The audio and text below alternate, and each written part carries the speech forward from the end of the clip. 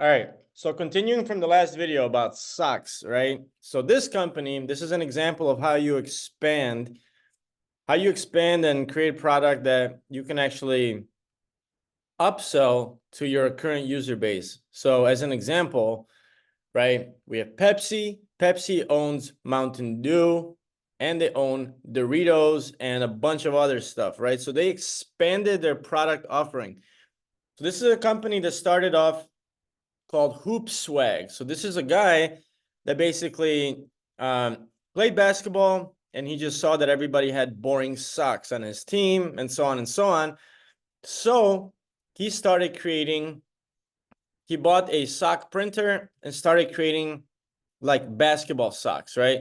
So it's still called Hoop Swag, but you can see how much they expanded, how much he expanded, whoever they is now, if the company is larger. He expanded into other products. Like this is a company that's a multi-million-dollar company in revenue. So look at all of the stuff they expanded to. Like this is just an example of everything I said in the last video, but like a little bit different. Like here's bacon, lettuce, tomato socks, right? Raspberries, sushi, stuff like that. So like everything that I'm telling you guys, I'm telling you because these businesses work and they're proven to work, right? This guy is not the first to make custom socks with designs, right? With beer, okay? This is somebody that did the exact same thing as somebody else, but just did the marketing, did different designs, obviously has a different company name and so on, and does great marketing. Today, a lot of the marketing that you can do can definitely come from free social media, organic traffic, right? So you guys probably know that. You're on social media, I'm sure. So this is an example of how they expanded to everything else, you know. And they have ties now, they have t-shirts. Let's look at ties. They have a bunch of stuff, right? So I just wanted to chat about this briefly as an extension to the last video about socks, how you can expand, how you can make your very cool little garment apparel company selling the same things. You just make the designs better and you do social media marketing, right? This is something that costs you close to nothing to start, okay? Somebody can make it for you or you could buy a cheap printer, okay?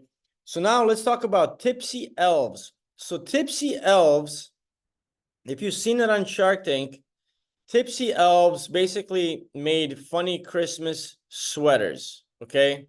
As seen on Shark Tank, right? So funny Christmas sweaters, ugly Christmas sweaters, they're not that ugly, but Christmas sweaters like this, as you see here, right? Lots of different ones. So like what I've noticed now is they just expanded to a whole new thing.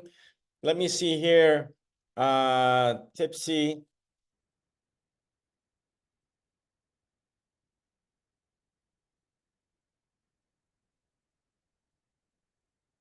So this is like what they started out with, right? Like these sorts of sweaters, okay? Seasonal business, right? As I mentioned, how to expand the seasonal business is to expand the product offering. This is what they started with, right? Birthday boy, Jesus, right? He's the birthday boy. So that's pretty cool. So now look at what they expanded to. They have like endless amounts of stuff. They have ski suits and so on. So now what they really did is they wanted to have an offering for every single different occasion, right? Golf polos, that's new, all right? For women, for men, these aren't even funny. These are just different designs and so on. But as you guys can see, from just funny sweaters expanding, they've become literally a big e-commerce business. I don't even know how many millions of dollars they're doing, but you know, vacation, golf, bachelor party, 4th of July stuff, golf polos, Hawaiian t-shirts, swimming trunks, and things like that. So once again, what does this tell you? This tells you that this is not by far the first business like this. It just exploded because they stuck with it. Like I'm telling you, people that stick with it, make a good site, do the marketing, you are going to have sales and you are going to have a business. All right. So if you wanted to make sweaters like these guys or socks, all right, this is how you can get started. So sweaters, you can reach out to these companies. These are manufacturers, and I'm doing everything, and I'm giving you a lot of examples of companies in the United States because China is good, but it's a mess.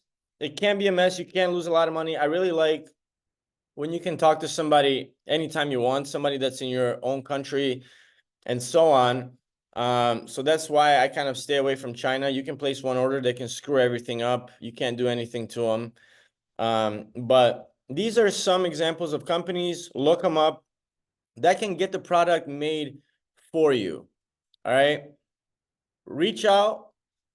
How much for a funny Christmas sweater? Make your own designs, make your own sayings, your own titles, your own pictures, whatever you want. You can start a super cool, be creative. Once again, use ChatGPT to give you suggestions for funny sayings for Christmas or just any sort of occasion, just like Tipsy Elves did. We're doing something 10% different. We're just doing something different. Okay, sweaters were invented a very long time ago. There's going to be a major, cool, popular new sweater apparel company in a year, right? Like every year there's a new one, every couple years, whatever that is. Okay, that can be you.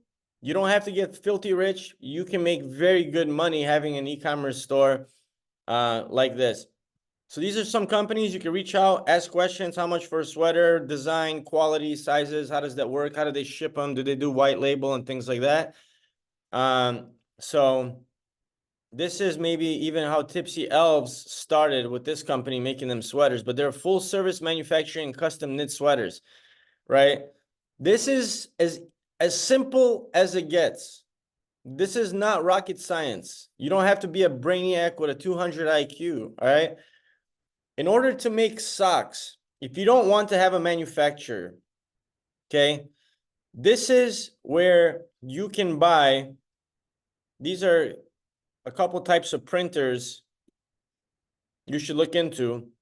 If you want to buy a printer and like stick it in your garage, stick it in your bedroom, in your apartment, whatever, these are the printers you should look into if you want to get into socks. Okay, so where to buy them? Here's some companies where you can buy these. Okay, a couple students from this university have started these businesses. There's printers that go from $300, $500 to a couple thousand. You don't need anything too fancy. Trust me, once again, you are selling the experience of the person giving that gift, right? And the person wearing those socks. It's a conversational piece. Okay, you don't need anything crazy, the best quality on earth, all that stuff. But look into it, make your own decision. So some additional things that you need, right? In order to make the socks is obviously socks. You need inks, you need a heat press. If you're using sublimation printing, you'll need a heat press. You can look that up as well, but some printers just directly print on the socks, so you don't need a heat press. And then software, this is something where you basically need to create the design. So you can create design anywhere, right? These are just examples, Adobe Illustrator and so on. You can use Canva. You can just put pictures of donuts on the sock, and like that's as far as you need to go. But once again, this is it. You want to make sweaters, you want to make socks, look this up, talk to these companies, and you have a business. You have a business. It's that simple. This is how these guys do it. If you're wondering where the hell does this person get the sweaters, this is where they get the sweaters, right? So I'm telling you exactly how these people are starting their businesses. All right, let's go to the next product.